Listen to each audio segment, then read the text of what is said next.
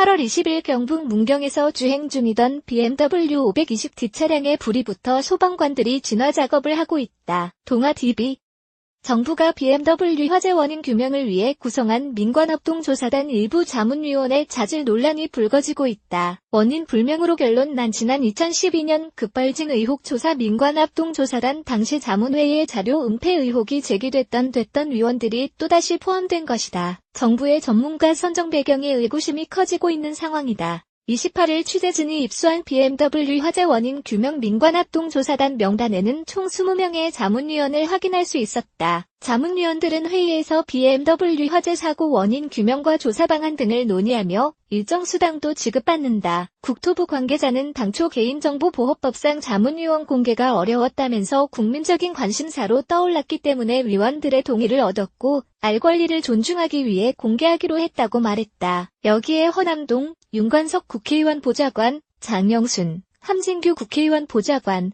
등 2명의 국회의원 보좌관을 비롯해 환경부, 서울시청, 소방서 관계자 각각 1명씩 이름을 올렸다. 자문위원 가운데 실무 경험이 있는 자동차 전문가는 박병일 명장이 유일했다. 이 밖에 강정화, 소비자연맹, 김혜경, 블루환경 등 2명의 소비자단체들도 포함됐다. 교통안전공단은 8월 23일 BMW 화재 사고 원인 규명 민관합동조사단으로 선정된 위원들에게 회의 참석 공문을 보냈다. 이번 조사 주체인 교통안전공단 자동차안전연구원이 선정한 자문위원은 박심수, 고려대, 단장을 필두로 최두석, 공주대, 이기영, 한양대, 이종화, 아주대, 유병훈, 홍익대, 이영춘, 부산폴리텍 등 6명의 교수진이 꾸려졌다. 특히 국토교통부 자동차정책과 산하리콜을 결정하는 자동차제작결함 심사평가위원회, 이하신 평의, 소속 윤영한 한국과학기술교육대 교수와 박용훈 교통문화운동본부 대표가 2012년에 이어 재차 민관합동조사단 전문위원으로 선정된 점은 의아한 부분이다. 윤 교수와 박 대표는 지난 2001년부터 현재까지 심평위 소속으로 붙박이처럼 활동 중이다. 이들은 2012년 9월 13일 경기도 화성시 교통안전공단 자동차안전연구원 회의실에서 열린 급발진 의혹 규명 10차 자문회의 때 회의자료 녹음 파일 보존 폐기 안건을 찬성했던 인물이다. 보통 정부기관에서 주최하는 회의 등은 화의자료를 남겨두는 게 통상적이다. 이날 회의에서는 3명의 자문위원이 참석했는데 윤 교수와 박 대표의 찬성으로 회의 녹취 자료는 결국 폐기됐다. 그 자리에서 반대표를 날렸던 A씨는 취재진에게 회의 자료를 폐기하자는 안건 자체가 납득이 안 갔다며 정부가 운영하는 제작결함 심사평가위원회 위원들이 직접 나서 회의 자료를 폐기하자는 것은 더욱 이해할 수 없었다고 말했다. 급발진 합동조사단 위원장을 맡았던 당시 윤영한 교수가 2012년 11월 조사 결과를 발표하고 있다. 그러면서 그는 급발진 합동조사단 관련된 또 다른 일화도 소개했다.